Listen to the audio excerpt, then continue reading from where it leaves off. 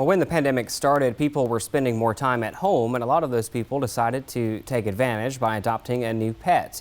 41 NBC's Ariel Schiller spoke with local shelters to see if they're having issues with adoption returns now that life is changing once again.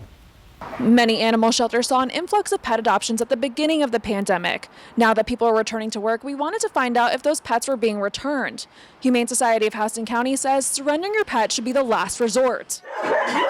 Dee Allison is the president of the Humane Society of Houston County. Allison says they haven't seen any pandemic adoption returns. She attributes that to their screening process. We want you to think about what you're doing because these is, they're not little disposable toys, they're lifetime commitments. Shelter manager for Macon-Bibb County Animal Services, Tracy Bellew, says they haven't seen any pandemic adoption returns either. She says they made sure to stress the commitment of a pet to all potential adopters. Eventually you're going to go back to work, life's going to go back to normal, and you're still going to have this animal. So are you prepared for a lifelong commitment?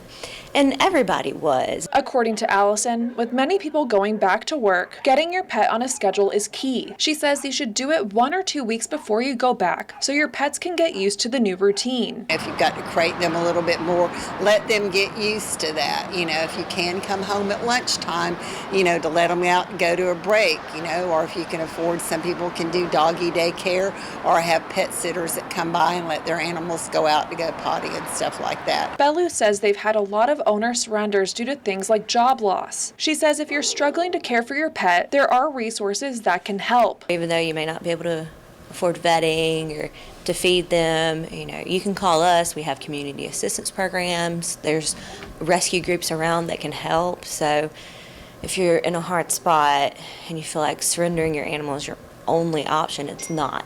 In Macon, Ariel Schiller, 41 NBC News. Call Macon-Bibb Animal Services at 478-621-6774.